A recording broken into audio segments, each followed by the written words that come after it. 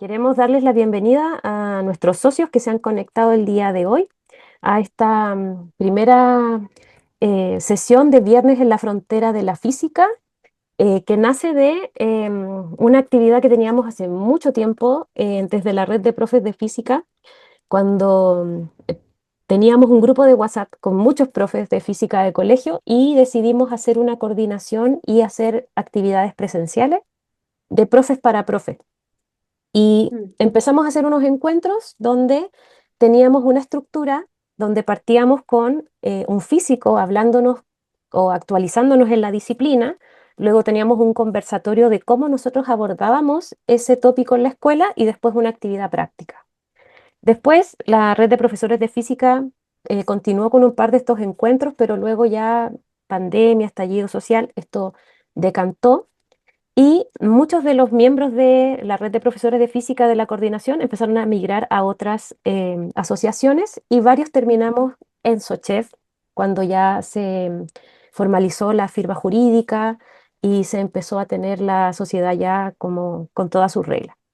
Y recuperando em, esa instancia de poder conversar con quienes hacen ciencia en Chile, surgió la idea de retomar esto de encontrémonos con un científico o científica y que nos hable a nosotros los profes de qué es mm, lo que está haciendo para nosotros poder impregnarnos de esa física de frontera que muchas veces mm. en el aula nos es muy esquiva. Y por Sí. eso tenemos el honor hoy día de presentar a Francisca Guzmán. Aquí les voy a presentar formalmente a Francisca. Ella es doctora en fluidodinámica y licenciada en física por la misma universidad, la Universidad de Chile. Ahí me salté una línea. Francisca Guzmán es profesora asistente del Departamento de Física de la Facultad de Ciencias de la Universidad de Chile, doctora en fluidodinámica y licenciada en física por la misma universidad. Realizó un posgrado en materia activa en la Heinrich Heine Universität Düsseldorf. No sé si lo pronuncié bien, en Sí. Alemania. Y actualmente es parte del grupo de física de la materia activa, donde desarrolla investigación en sistemas fuera de equilibrio, microswimmers y fenómenos colectivos de la materia activa. Bueno, a título personal, yo quiero también compartirles que Francisca estuvo durante la pandemia hablándonos de materia activa en el colegio donde yo trabajaba. Yo no tenía Mm, idea de este campo de la materia mm, activa, así que espero que se sorprendan, tanto como yo me sorprendí esa vez con mm. Francisca. Así que los dejo con nuestra invitada de hoy. Ya, muchas gracias, Eli, por la invitación. Eh, Voy a compartir. Y aquí entonces, uy, voy a esconder esta cosita y voy a dejar que me comenten. Vista, presentar. Si se ve bien. Sí, ahí estamos viendo en pantalla completa la presentación. Ya, ya, súper. Entonces, bueno, muchas gracias a todos por asistir. Por su interés en este día lluvioso. Yo estoy feliz que empezó el otoño porque no me gusta mucho el verano.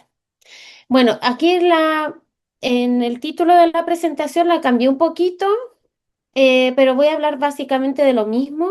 Los microswimmers son los micronadadores y puse aquí también materia blanda porque voy a hablar harto de la física de fluidos y cómo podemos utilizar la física de fluidos en la microescala para entender la materia activa. ¿Ya? Entonces, voy a estar hablando de física de fluidos y materia activa y de bichos biológicos y todo mezclado. Así que espero que se entienda.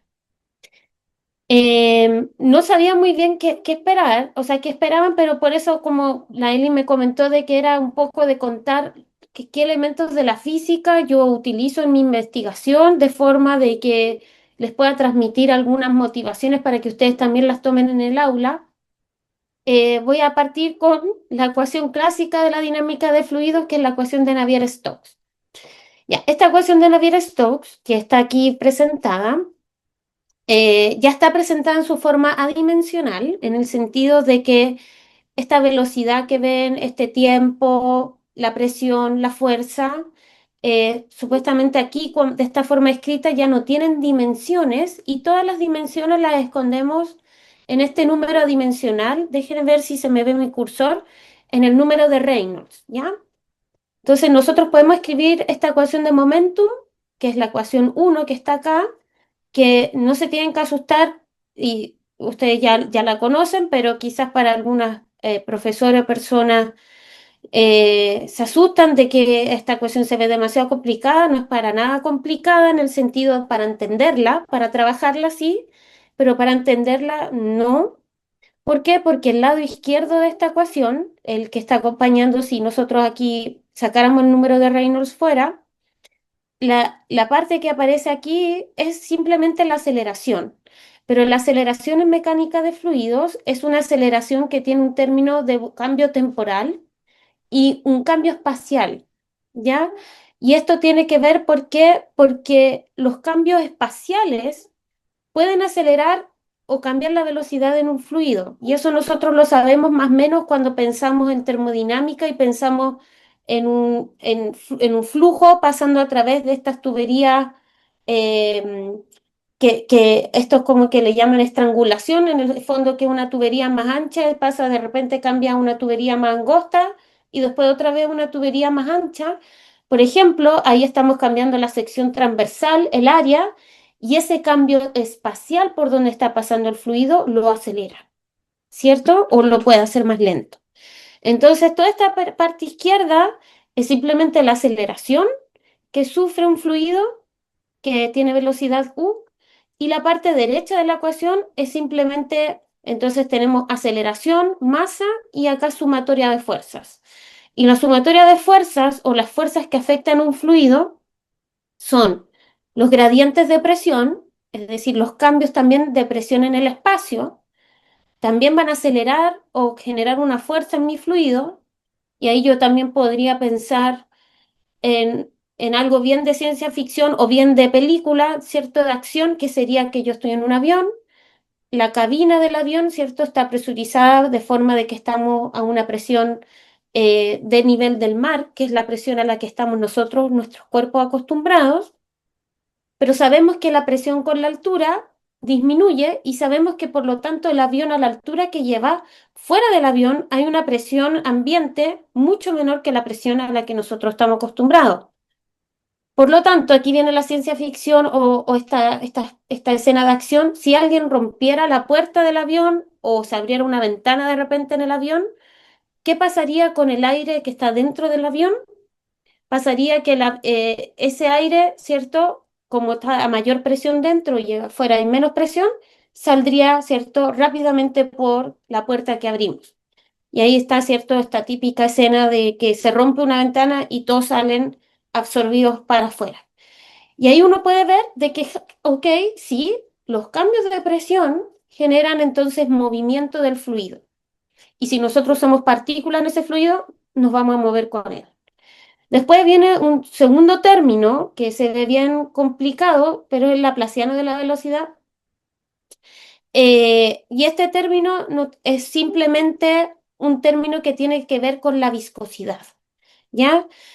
Y este cambio son entonces los cambios que sufre el tensor de esfuerzos, que voy a hablar un poquito más adelante, los cambios entonces de en la tensión o el cambio en los roces de las placas de fluido, ¿cierto?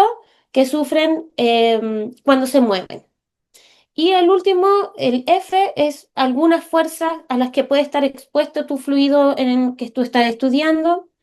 Entonces, en algunas escalas, nuestro fluido puede estar bajo la acción de la gravedad, como por ejemplo en los tornados, en donde la gravedad debería ser importante, los cambios de presión también, o pueden ser fuerzas, fuerza eléctrica, fuerzas magnéticas, bueno, cualquier fuerza conservativa o campo al que estemos nosotros expuestos, nuestro fluido, va a afectar y va a cambiar, por lo tanto, su movimiento, su aceleración.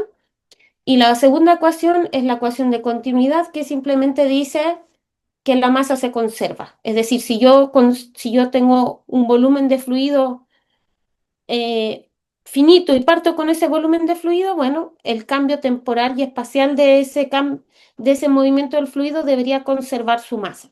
Es simplemente eso. El número de Reynolds que aparece acá al adimensionalizar nuestra ecuación es un número adimensional que es igual a la densidad, alguna escala de longitud del fluido, su velocidad o alguna velocidad característica y la viscosidad. Y este número de Reynolds es el número que finalmente determina en qué régimen nosotros estamos observando la dinámica del fluido. Por ejemplo, los tornados viven a un régimen de Reynolds muy alto, que es donde también vive la turbulencia.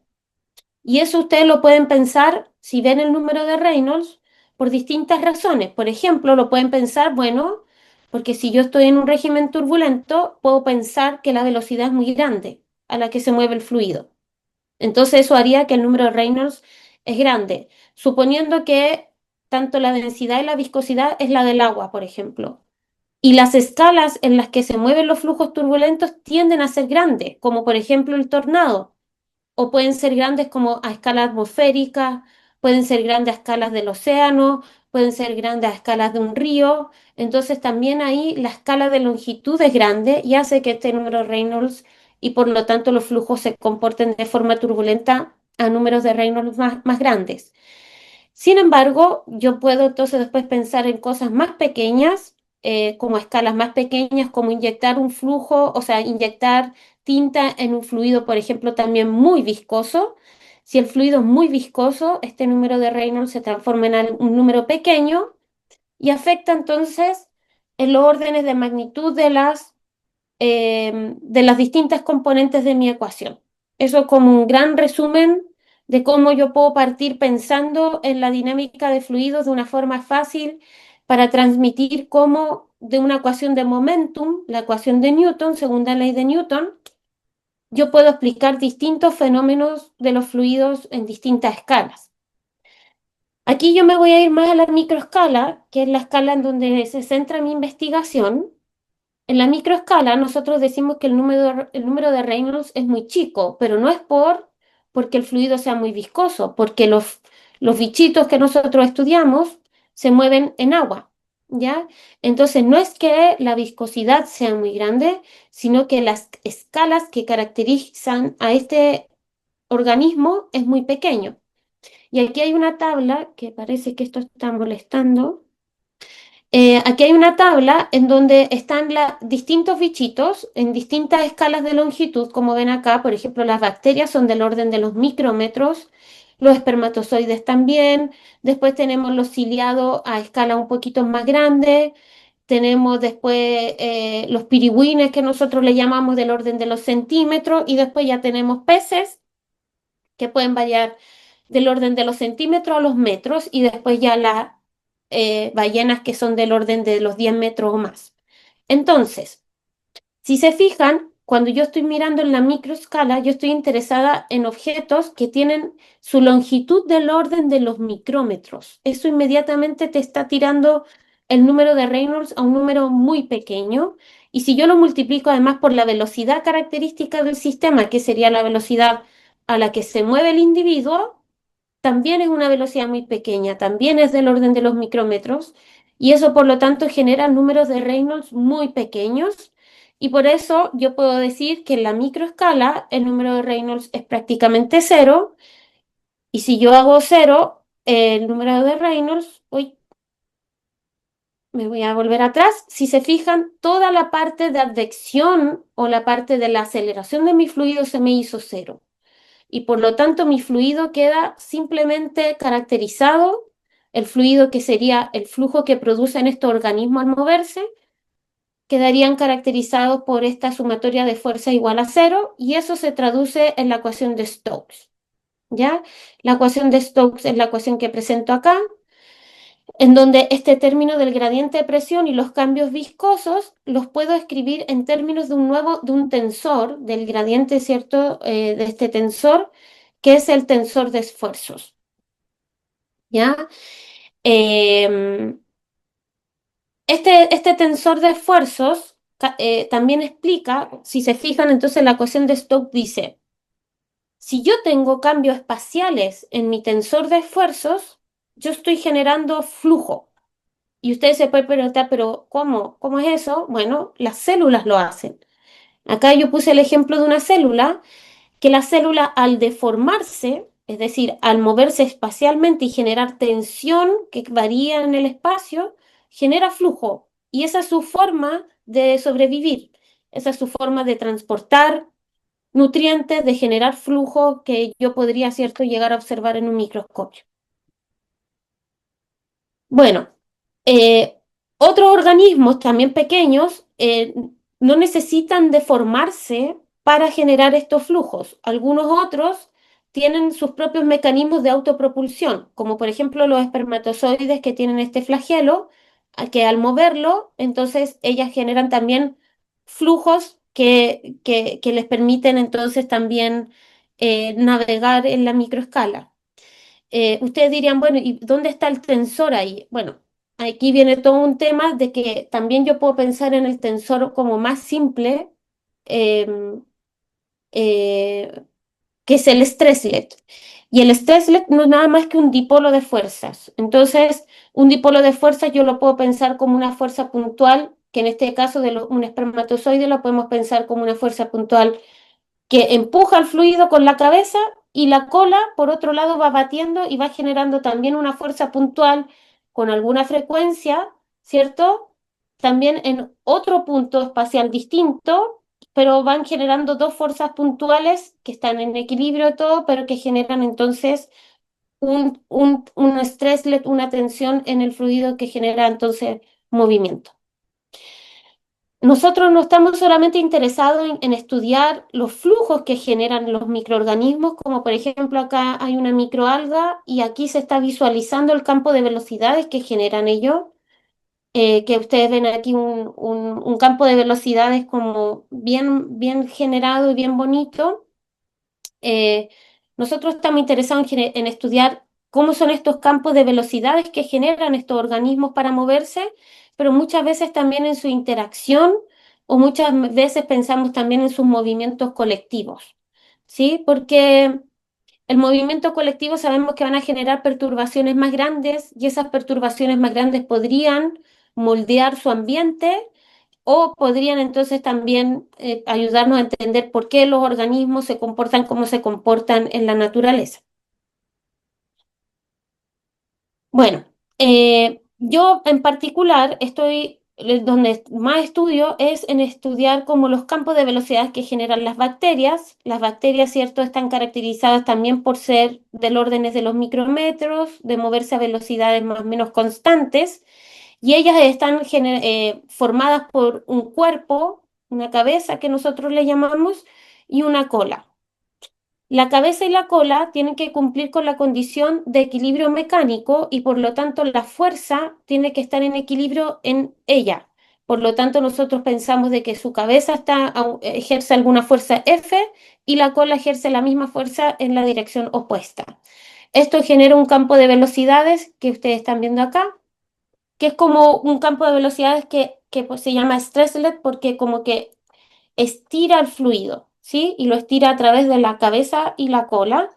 Y hay otros organismos como las microalgas que generan algo distinto, que también son dipolos de fuerza, pero ellas generan un stresslet en la dirección opuesta que nosotros llamamos puller, que en el fondo ella empuja fluido o tira fluido como a través de mover estos dos flagelos con los que ellas cuentan. Bueno, nosotros podemos estudiar estos flujos, imaginarnos, podemos también, solo a partir de estos dibujos, nosotros podemos imaginarnos cómo interactúan y decir que, por ejemplo, las bacterias, como ustedes ven acá, cuando ellas nadan en paralelo, les gusta nadar paralelo, porque el flujo que ellas están generando por los costados es atractivo. Sin embargo, las microalgas no les gusta nadar una al lado de la otra porque los flujos que generan son repulsivos. Entonces, las microalgas, en verdad, si tú las pones juntas, ya tenderían a alejarse. En cambio, las bacterias tenderían a acercarse. Y por eso las bacterias generan muchos nados colectivos, que es como por ahí quizás va a aparecer algún videíto que les voy a mostrar de estos nados colectivos de las bacterias. Pero todos estos conceptos bien básicos, sin quizás meternos a mirar la ecuación del campo de velocidad de los bichitos, podemos ya imaginarnos cómo ellos interactúan. Eh, Sí, ok, hasta ahora estudiamos cómo son los campos de velocidades que generan estos bichitos, pero a nosotros también nos interesa su movimiento. ¿Cómo describimos el movimiento de ellos? Y el movimiento de ellos no está descrito por ecuaciones inerciales, entonces no está descrito por cambios en su aceleración. Lo que a nosotros nos interesa son los cambios en la velocidad del bichito. Y más que en su velocidad, son como casi, si ustedes se fijan, si nosotros conocemos la posición, queremos entonces conocer cómo cambia esa posición en el tiempo. Y la posición en el tiempo va a cambiar simplemente por la autopropulsión que tienen estos bichitos. Todos estos bichitos son autopropulsados. Aquí hay un video de una simulación que realizó un estudiante mío, en donde todos los puntitos rojos son para nosotros bacterias que se autopropulsan. Ustedes ven que ellas como que están difundiendo en el espacio y es justamente porque ellas tienen un movimiento que nosotros llamamos del tipo ADP, Active Brownian Particle, o también podríamos describirlo como movimiento tipo run and tumble, en donde las partículas, si ustedes escogen una y la siguen, ustedes ven que más o menos va siguiendo una dirección constante, que viene dada por el término de su autopropulsión.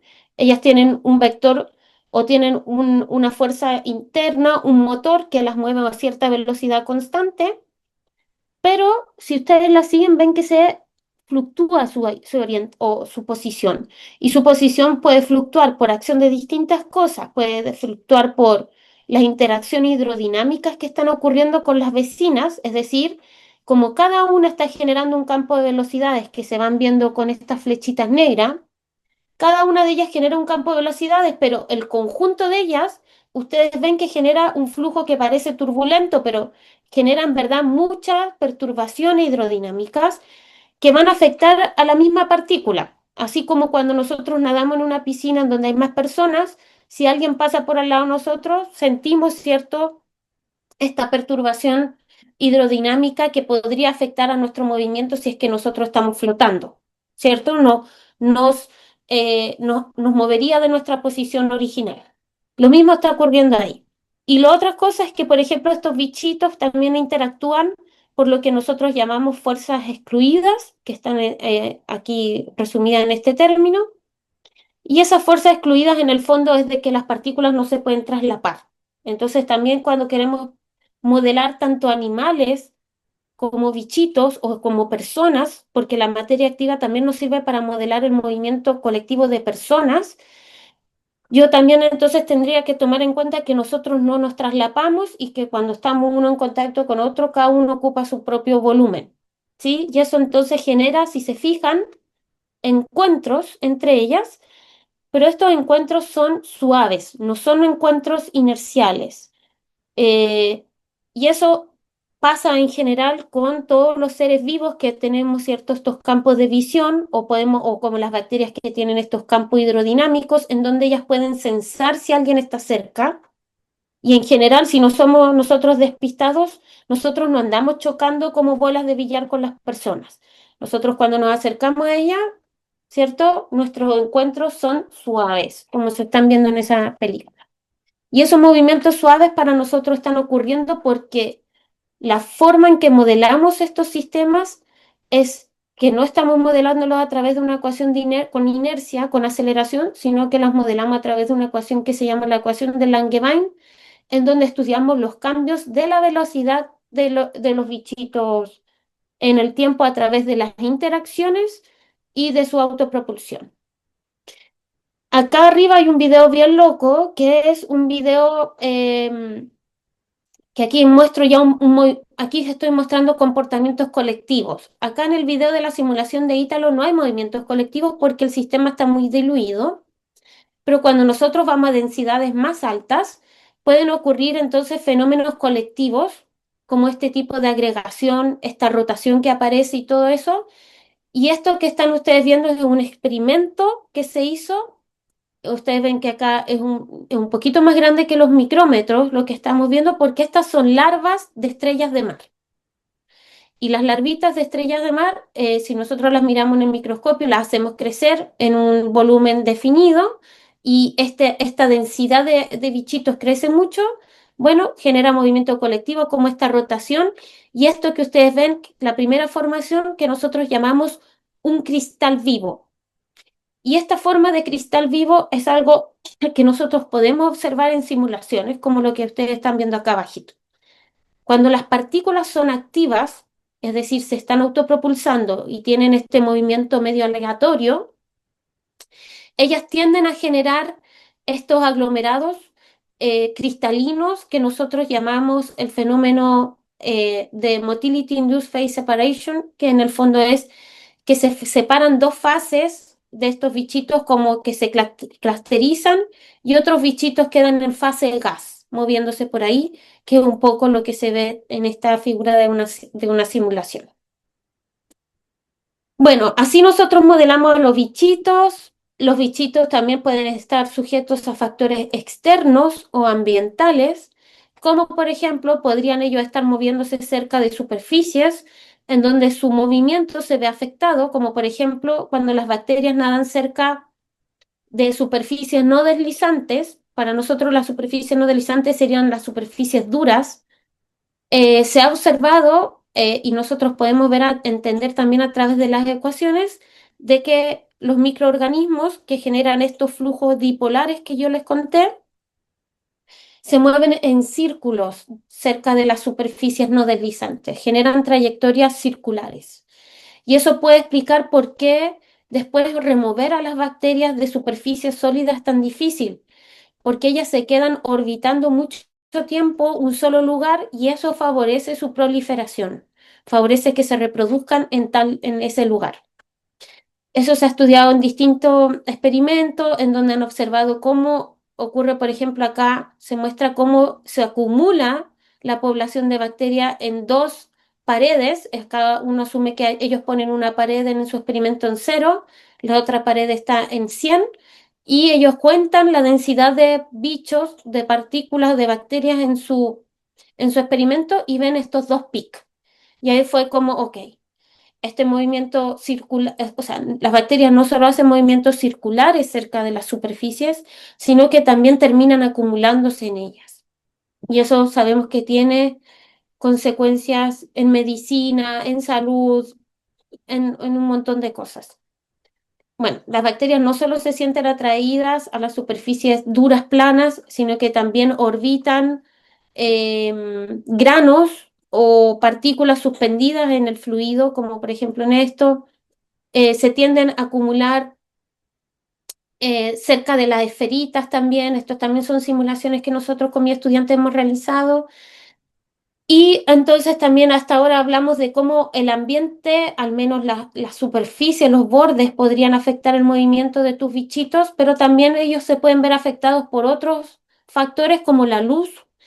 ¿Por qué? Porque los bichitos hacen, sobre todo las microalgas o los organismos que viven en el océano, ellas también hacen fototaxis, es decir, que su movimiento también se ve afectado por la atracción a la luz. Y eso también nosotros podemos meterlo como otro término en nuestras ecuaciones de Langevin, ¿sí? Bueno, acá hay un video, a ver si voy a ver si ya parte el video, no partió, no sé por qué no está partiendo. Ahí. Aquí está el video que les dije que quizá iba a aparecer algún video de las bacterias moviéndose colectivamente. Y ahí ustedes ven cómo estas bacterias, que son un poquito más elongadas, se ven bien asquerositas, pero son chiquititas, no son gusanos, son bacterias. Ahí ustedes ven cómo ellas, claro, forman corrientes. Y es un poco también por esta acción que les dije del campo de velocidades. Las bacterias son campos de velocidad que atraen, se atraen entre ellas, por lo tanto favorece que ellas naden de forma paralela. Y eso es lo que un poco que se ve ahí. Bueno, nosotros sabemos que las bacterias nadan de forma colectiva y además forman estas biopelículas, y estas biopelículas también podemos entenderlas que se ven favorecidas por las superficies, y ellas las forman en todas partes, las forman aquí, esto es en un experimento, pero también sabemos que las bacterias se tienden a aglomerar o formar mucho en las superficies, aire líquido, en distintas configuraciones, como biopelículas, y también dentro de nuestro cuerpo. esto yo lo voy a pasar rapidito, que ya es más de mi investigación. Pero nosotros las preguntas que nos hemos hecho es decir, bueno, sabemos que estas bacterias o estos microorganismos forman estas películas. ¿Cómo ellos sobreviven a que se empiezan a multiplicar y proliferar en grandes densidades en estas películas? Es como, ¿cómo ellas comen? Si ellas están tan acumuladas y están tan densas, ¿cómo logran comer? Y esa fue una de las preguntas científicas que nos hicimos con unos colegas en el 2018, ya hace muchos años, y desde ahí hemos trabajado. Y nosotros descubrimos que cuando ellas se aglomeran o forman, ¿cierto?, una gran aglomeración, como aquí están viendo los puntitos negros, ellas generan un drift que nosotros llamamos, es decir, ellas atraen flujo hacia ellas y eso les permite seguir comiendo. Nosotros hemos estudiado esto en, en distintas configuraciones, como pensando cómo atraer los alimentos sobre la carpeta. eh, y bueno, tomando distintos microorganismos como inspiración, como estas vortichelas, que ahí ven también su campo de velocidades. Eh, Aquí nosotros simulamos un grupo de vortichelas porque ellas también crecen en grandes densidades sobre superficies y vemos cómo ellas van alterando el campo de velocidades que se genera sobre ellas. Y aquí en este caso en particular estábamos interesados en las fluctuaciones hidrodinámicas que este sistema generaba. ¿Por qué? Porque la fluctuación hidrodinámica que este grupo de vortichelas generaba que la distribución de nutrientes en el agua cambiara, dejara de ser una distribución normal o gaussiana, es decir, que estaba de igual probabilidad donde yo podía encontrar los nutrientes en el fluido. No. Las vortichelas, al agitar el fluido, generan una acumulación de nutrientes o una resuspensión de nutrientes a alguna altura. Y eso es lo que ustedes están viendo acá. Si acá está nuestra alfombra de vortichelas, ellas resuspenden las partículas encima de ellas. Y esto nosotros lo interpretamos como que ellas podrían hacer una autolimpieza de su sistema. Eso podría explicar por qué los cilios de nuestro cuerpo, tanto en los tractos urinario, tracto digestivo, tracto respiratorio, están ahí. Eh, y puede ser porque son un mecanismo de nuestro cuerpo para limpiar nuestro cuerpo o estos tractos. ¿Por qué? Porque aquí vemos que resuspenden a través de su movimiento, resuspenden el fluido, resuspenden estos nutrientes o estas partículas suspendidas en él. Esto me lo voy a saltar ya un poquito más complicado, pero estos flujos que generan podrían generar también mezcla en la microescala. Ahora me voy a pasar a la macroescala, voy a dejar de hablar de la microescala, voy a pasarme ahora a sistemas más grandes como animales, bichitos, hormigas, termitas, peces. Bueno, pensemos en cosas secas, hormigas, termitas, lo que sea. Cuando nosotros pensamos en organismos vivos más grandes que tienen alguna forma de interactuar entre ellas, que no sea a través de la hidrodinámica, estos tipos de interacciones muchas veces son a través de la visión. Y Bicek fue un físico que en el 1995 generó el modelo de Bicek, un modelo muy simple en donde le explicó estos fenómenos colectivos que llamamos flocking, que son estos fenómenos colectivos en donde los cardúmenes de peces se mueven de forma coordinada y colectiva, o las aves migrando, o por ejemplo aquí las ovejas, ¿cierto?, moviéndose a través del espacio. Eh, este movimiento colectivo tan bonito que también nos hace recordar la célula que vimos hace un tiempo, eh, estos movimientos colectivos se pueden explicar o los podemos reproducir a través de simulaciones numéricas con el modelo de Bicek, que es simplemente un modelo que utiliza la misma ecuación de Langevin que les mostré, una ecuación para la velocidad de los bichos, pero en donde ellos meten una interacción de tipo visión.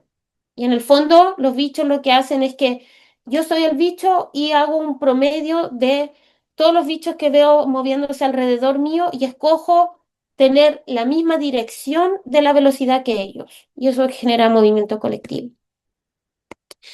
El movimiento colectivo también lo podríamos nosotros moldear a través de otro tipo de interacciones, tanto en la micro como en la macroescala, como por ejemplo a través de la forma de los organismos.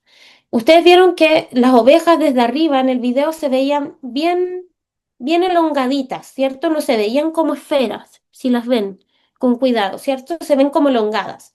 Bueno, resulta que si yo pongo bichitos activos, que estos son unos micro robots, unos mini robots de tamaño de centímetros, y les pongo una carcasa como de este esferocilindro, yo puedo observar cómo ellas se comportan en este ambiente confinado.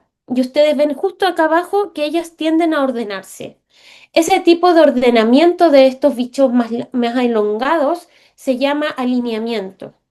Y el alineamiento favorece el movimiento colectivo, como por ejemplo las ovejas que ustedes están viendo. Sin embargo, yo puedo como tunear estos movimientos de alineamiento, como por ejemplo poniendo un magneto. Yo aquí, en este experimento, nosotros le pusimos un imán arriba de la carcasa a cada uno de estos bichitos y vemos que al poner el imán rompemos este fenómeno de alineamiento y ahora la interacción magnética está dominando. Y la interacción magnética dipolar lo que está generando son vórtices, cadenas que van y vuelven. Esto es como materia activa al final. Cada vez que yo veo un sistema de materia activa, estoy viendo esto. Estoy viendo formación de vórtices, de cadena, de movimientos colectivos y nosotros intentamos entenderlo. Bueno, con estos X-Bags, que son estos robots de orden de centímetros, nosotros también intentamos, acá no tengo ningún video, pero intentamos mirar si la morfogénesis de los huevitos de estrella de mar al cambiar podían estar explicando por qué este orden hexático, este orden como de cristal perfecto se rompe al pasar los días, pero no tengo ningún avance sobre eso. Nosotros en mi grupo exploramos distintos modelos de materia activa. Acá, por ejemplo, pusimos un modelo en que las partículas tienen un cono de visión, en donde ellas pueden ver a sus partículas dentro de su cono de visión y escogen cambiar la orientación de ellas, de su movimiento, en el promedio de cómo se están moviendo los vecinos. Y con este tipo de cono de visión, dependiendo de la apertura del ángulo del cono de visión, nosotros podemos ver estos distintos comportamientos como aglomeración, esto que llamamos nosotros wetting, que en el fondo como que ellas se tienden a acumular en la pared y forman como estos torbellinos en la pared, si es que tienen otro cono de visión. Y acá estas partículas tienen otro tipo de cono de visión y creo que este modelo es mucho más como un gas, como que no está pasando mucho aquí. Y eso, bueno, para terminar, acá están mis colaboradores de casi todos los trabajos que les mostré de mi investigación. Y nosotros, bueno, Eric, estamos con Eric en la Facultad de Ciencias, estamos trabajando con estos robots del orden de centímetro, que también como dato yo los he utilizado para ir a colegios y mostrarle a los niños, contarles de que ellos modelan un bichito, les podemos poner las carcasas, les mostramos lo que es el alineamiento, cómo ese alineamiento se rompe si cambiamos la carcasa por discos, podemos poner los magnetos, les mostramos cómo las interacciones magnéticas generan orden en el sistema. Así que eso como un buen dato también para ustedes, si les interesó la materia activa, es fácil de explicar con estos robotitos, que justo aquí no tengo ninguno. Pero ahí ustedes me pueden preguntar y les puedo mandar un dato de dónde pueden adquirirlos. Eso. Muchas gracias a todos por su atención. Muchas gracias, Francisca, estuvo demasiado interesante. Tengo una plana completa de preguntas, pero em, quisiera saber si algunos de los que están presentes acá quisieran hacer alguna pregunta, comentario.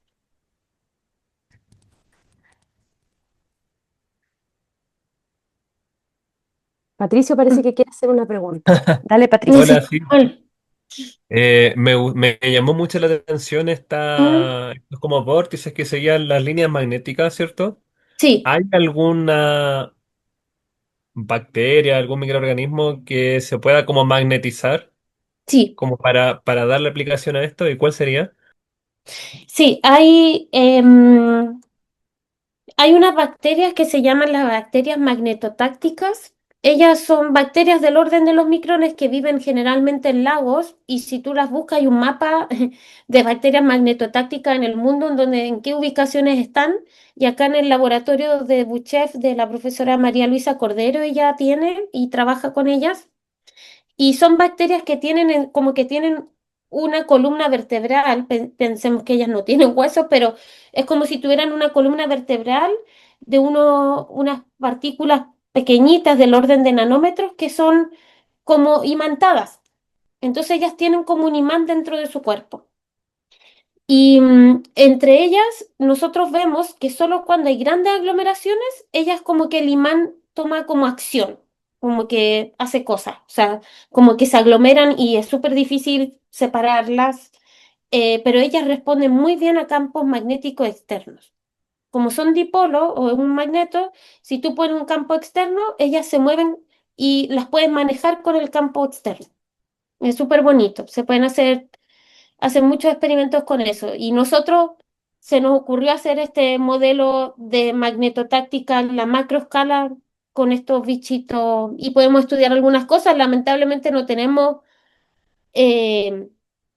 eh, campos magnéticos tan grandes como para mover a los bichos, así que solo estudiamos las interacciones dipolares entre ellos. Buenísimo, muchas gracias, está interesante. Magnetotáctica se llama entonces. Sí, bacterias magnetotácticas.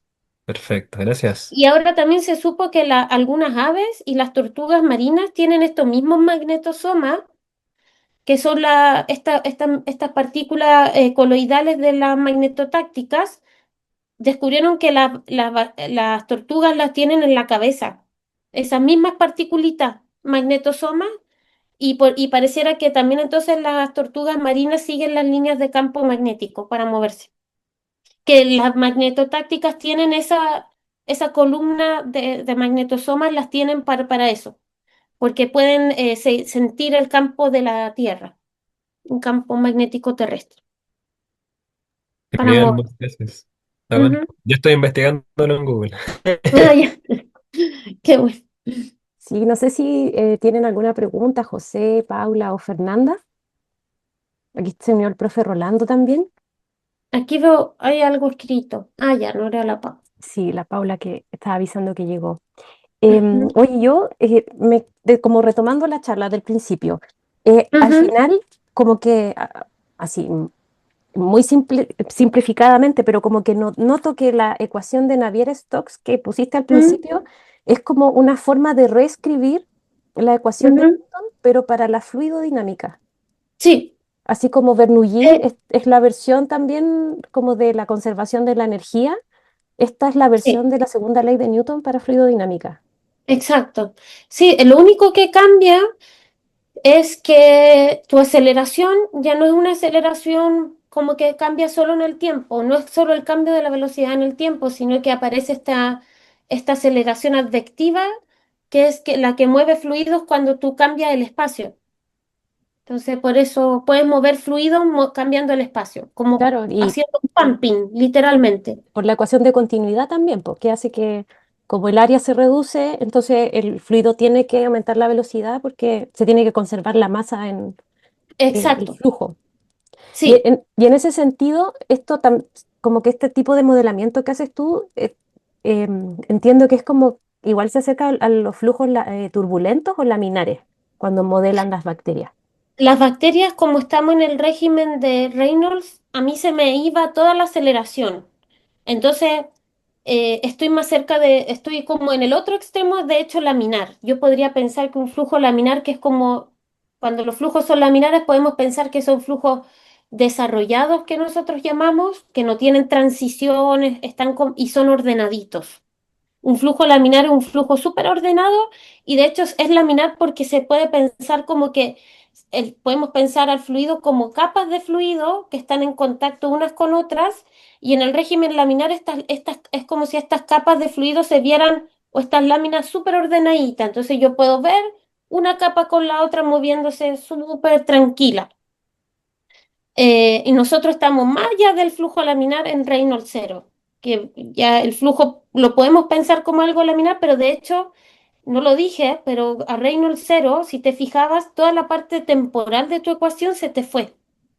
Y eso significa, y es algo que pasa, que los flujos que generan estos microorganismos son flujos instantáneos y no cambian. O sea, no cambian. De hecho, esa microalga que estaba como su vórtice súper bonito, yo siempre le digo a mis estudiantes, como si tomaras a ese bichito, lo dejas atrapado, lo miras en el microscopio, ves que su campo de velocidad es así, dos vórtices, y te puedes ir a tomar un café, vuelves y está el mismo campo. O sea, eso es bajo Reynolds. Los flujos, además, se vuelven como flujos instantáneos que no cambian. Los regímenes laminares puede cambiar. En el cero Reynolds no cambian. Oye, qué interesante. Fernanda tiene una pregunta. Démosle paso a Fernanda y después yo hago otra. Ya. Gracias. Hola a todas y todos. Hola. Espero que estén bien. Bueno, llegué un poco tarde, así que no sé si mi pregunta ya la respondieron. Pero es como de las aplicaciones a medicina. Ujú. Si eso, ¿qué aplicaciones tiene o si las han hecho aquí? Si están ustedes trabajando con alguna laboratorio, clínica, hospital, etcétera. Mira, acá en Chile lo que se está haciendo, al menos en el grupo como de materia activa donde yo estoy, en el fondo es como que desde la Facultad de Medicina les pasan células, o sea, o estudian ellos células, pero las células que ellos están estudiando es la morfogénesis o el crecimiento que tienen los peces anuales, que son unos peces como tipo para que nos ayudan a entender cómo desde un cigoto aparece algo, se forma un ser vivo. em, y ellos les pasan como las imágenes y todo al grupo, al profesor Rodrigo Soto, y ellos generan modelos desde la materia activa para entender por qué el huevo se desarrolla como se desarrolla. Ujú. Pero desde nosotros para la medicina, al menos todavía ese intercambio acá en Chile no se hace. A nivel mundial sí se ha hecho. Por ejemplo, como desde la materia activa y todo esto se entendió que era algo súper contraintuitivo, que puede ayudar a la medicina como en la limpieza de catéteres y de cosas para evitar que se formen biofilms, porque los biofilms o la contaminación por bacterias en los hospitales, en las clínicas, es súper importante que no pase. Y desde la o sea, desde la materia activa y la microfluidodinámica se entendió que las bacterias en el fondo, si están por un tubo, y tú tienes en el tubo, metes bacterias, tú al aumentar el flujo no estás ayudando a que las bacterias se eliminen. La forma de limpiar no sería esa. ¿Por qué? Porque cuando las bacterias están en un tubo y tú aumentas el flujo, lo que pasa con ellas es que ellas se reorientan en contra del flujo por las paredes y se quedan pegadas a la pared y aumenta su población en ella. Entonces, como que quizás ayudamos a entender en medicina de que aumentar la forma de limpiar estos catéteres no es como limpiar con un chorro. Tu biofilm va a seguir ahí, ¿cachai? Pues, y es porque las bacterias como que tienden a acumularse en las paredes y además a nadar en contra de la corriente. Entonces son literalmente como salmones. Un, un salmón que nada en contracorriente, bueno, las bacterias nadan en contra de la corriente. Y los otros campos son como con estos bichitos con interacción magnética, no mostré nada de eso, eh, pero se han hecho bichitos artificiales, microorganismos artificiales, tienen un dipolo magnético, o sea, son magnéticas, y las mueven con campos externos para, por ejemplo, fertilizar huevos y hacer fertilización in vitro. Entonces toman un espermatozoide con estos microbichitos magnéticos y con un campo magnético puedes mover al bichito y lo llevas al huevo y para que lo fertilice.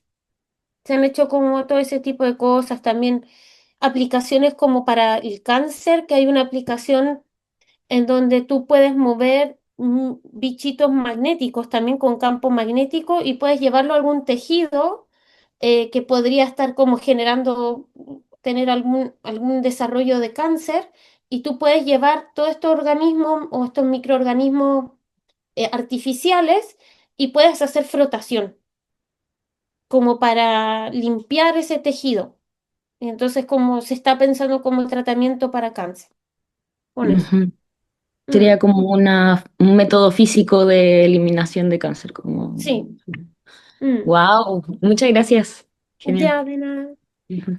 Oye, qué interesante la pregunta y la respuesta porque me quedé pensando, por ejemplo, cuando hay alguna herida, una mordida o lo que sea, que se tiende Ujú. como a echar suero y no sé, una vez a mi perrito lo mordieron y lo llevé al veterinario y era así como, no, le vamos a poner suero para que por arrastre saque todos los microorganismos y tú ahora acabas de decir que en verdad eh, dentro del catéter eso no pasa, pero si fuera como el tejido abierto, eso sí es válido. Sí, en los catéteres, o sea, en el catéter tienes más probabilidades de que eso pase y sobre todo también por el tiempo, porque le das tiempo a que el biofilm se desarrolle. Yo creo que, claro, cuando está abierto es menos probable que se te forme algo. Por eso, como esto de tapar las heridas y hacer todas esas cosas, como que a veces es medio contraproducente o uno empieza a tener peligro de formar que se te infecte, ¿cierto? Y por eso uno tiende a tomar antibióticos cuando estás como en esas condiciones. Al final el mensaje es como que a las bacterias les encantan las superficies duras, entonces evita la evita como si tiene una infección poner cosas o los catéteres, siempre hay que tener ojo con ellos. Cuando las personas tienen, no sé, a veces están entubadas para comer o qué sé yo, que ese es el gran problema. Oye, qué interesante. A mí Mm, me, como que fui haciendo anotaciones igual de algunas como analogías dentro de lo que tú decías y me llamó la ujú. atención esto de que el estrés y la tensión genera que los mismos organismos tengan como esa propulsión para Sí, poder po. moverse y como dominar al final el fluido. Y también Mm, está como, es que esta fase cristal y fase gas que en algún momento hablaste, es ujú, interesante porque son organismos individuales que al final forman ujú. un todo y ese todo tiene propiedades macro. Entonces, como Sí, súper interesante. Y ujú, bueno, lo que acabas de nombrar, que cuando se estancan en un sólido se dan las condiciones para que se reproduzcan.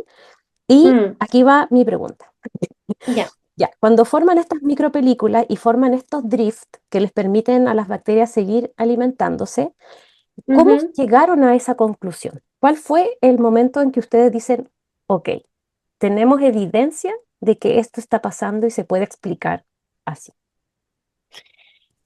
Sí, mira, la evidencia como experimental ha aparecido con los años, pero se ha observado como este transporte que nosotros vimos en nuestra simulación y teóricamente em, se ha observado más como en alfombras, que nosotros las llamamos alfombra, por los pelitos, ¿cierto? Por pensar que hay una superficie llena de pelitos. Estas alfombras de cilios, como los cilios que forman los tractos. Ya se han hecho observaciones del transporte a través de ellos como experimentalmente. Ahora nosotros lo descubrimos porque simplemente se nos ocurrió la pregunta, o sea, como hasta ese año sabíamos que las bacterias se acumulaban en las paredes, que pasan harto tiempo en ellas y a las bacterias les pasa algo que se llama, que ellas tienen como tiempos de residencia en que el biofilm es activo o ellas se pueden mover, pero después las bacterias, cuando forman el biofilm, pasan a una segunda etapa, y por eso los biofilms son tan difíciles, porque ellas también botan el flagelo. Y ellas como que quedan estancadas en la superficie y ahí es cuando forman el biofilm como ahora, como que crecen, como que forman una matriz, que le llaman. Bueno, pero la pregunta científica fue, bueno, antes que formen esa matriz, cuando ellas todavía se mueven, ¿cómo comen? Pensando en que ya están generalmente en sistemas muy confinados y el fluido está ahí, pero ellas piensan que ellas se reproducen a niveles exponenciales, entonces son muchas. ¿Cómo lo hacen para comer? Y ahí yo dije, ¿será que como además ellas hacen circulitos en la superficie, ¿será que generan vórtice, algo? Y que esos vórtices ayudan a, como a comer, ya. Y lo del vórtice era ciencia ficción en mi cerebro porque no. Pero formaban algo colectivo y así fue como lo descubrimos. Fue una pregunta media intuitiva, media de veamos qué pasa. Y encontramos eso. Y es Oye, como teóricamente para nosotros una explicación de por cómo ellas logran sobrevivir en estos como movimientos tan colectivos. Al final como que moverte colectivamente o aglomerarte te ayuda a sobrevivir en estos ambientes como eh, en donde los nutrientes son limitados. oye, me Sí. parece súper interesante esto de que se observa un fenómeno macro y bueno, a microescala, a un vórtice genera diferencias de presión y tiene que aparecer esto. Oye, y lo otro que te iba a preguntar, mi última pregunta. Ujú.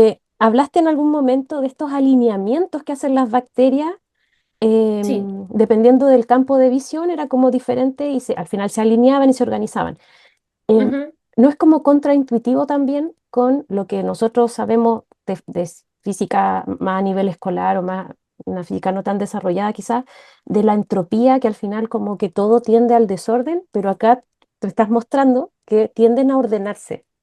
O sea, ¿cómo poder como ordenar esta idea que tengo? Sí, es una buena pregunta porque todo esto de la materia activa en verdad es física fuera del equilibrio. Entonces la entropía como que no entra en nuestro mundo. Nosotros estamos casi como en contra de, o sea, las leyes que vemos y el comportamiento de los seres vivos va un poco en contra de la entropía. No hay entropía como definida fuera del equilibrio. Entonces no podemos hablar de eso.